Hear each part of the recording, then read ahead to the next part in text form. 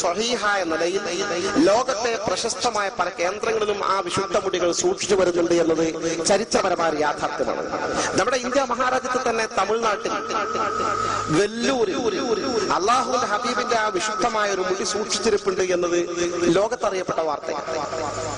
വളരെ ഭദ്രമായി ശക്തമായ ബന്ദോബസ്തോടുകൂടി സൂക്ഷിക്കപ്പെട്ട ആ മുടി വർഷത്തിൽ ഒരു തവണ റബീഉൽ അവ്വൽ 12 ഹബീബായ റസൂലുള്ളാഹി സ്വല്ലല്ലാഹു അലൈഹി വസല്ലം ജനിച്ച ആ ദിവസം മാത്രം പോലീസ് ബന്ദോബസ്തോടുകൂടി പുറത്തെടുത്ത് പുറത്തുള്ളൊരു വലിയ ചെമ്പിൽ ആ മുടിയൊന്ന് മുക്കി അതങ്ങനെ തന്നെ കൊണ്ടുപോയി സൂക്ഷിച്ചു വെക്കുന്ന ഈ മുടിയിട്ട വെള്ളം ജനങ്ങൾ ബറക്കത്തിന് കൊണ്ടുപോകുന്ന സംവിധാനം അറിയപ്പെട്ടതാണ്. കേരളത്തിൽ നിന്ന് പോലും ആ വെള്ളം സ്വീകരിക്കാൻ വേണ്ടി ആളുകൾ റബീഉൽ അവ്വൽ 12 വെല്ലൂരിൽ പോകാറുണ്ട്. ഇന്ത്യയിലെ കശ്മീരിൽ ഹസ്രത്ത് ബാൽ മസ്ജിദ് റസൂലുള്ളാഹിന്റെ തിരുമുടി സൂക്ഷിച്ച ആ വിശുദ്ധമായ പള്ളി അറിയപ്പെട്ടതാണ്, അനിഷേധ്യമായ പരമാർത്ഥമാണ്. സുഡാനിൽ ഈ മുടി ആധികാരികമായി സൂക്ഷിക്കപ്പെട്ടിരിക്കുന്നുവെന്ന് രേഖകളിൽ കാണുന്നു. അതുപോലെ അബുദാബിയിൽ ഷെയ്ഖ് ഹസ്റജി ഉണ്ട്.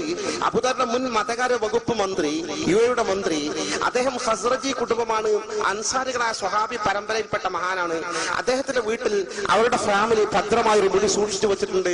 അത് എല്ലാ റബീഉൽ അവ്വൽ 12-നും റമദാൻ 27-ാം രാവിന്റെ അന്നും പ്രത്യേകം പുറത്തെടുക്കാറുണ്ട് എന്ന് അവിടെയുള്ള രേഖകൾ ചൂണ്ടിക്കാണിക്കുന്നു. ഇങ്ങനെ വേൾഡിൽ അറിയപ്പെട്ട സ്ഥലങ്ങളിൽ വളരെ പാവനമായി വളരെ ആധികാരികമായി പ്രബലമായ കുടുംബങ്ങളോ ഔദ്യോഗിക തലത്തിൽ ഗവൺമെന്റ് സംവിധാനത്തോടെയോ അത് സൂക്ഷിച്ചു വരുന്നു എന്ന യാഥാർത്ഥ്യം നമ്മൾ നിഷേധിക്കുന്നില്ല. അതിന് വല്ലാത്ത പുണ്യവുമുണ്ട്.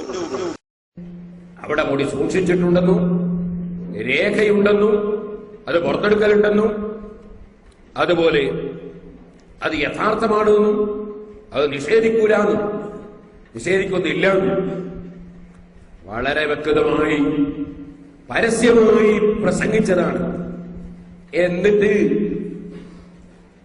സുബ്ഹാനല്ലാഹ് സാധാരണ പറയാറുണ്ട്,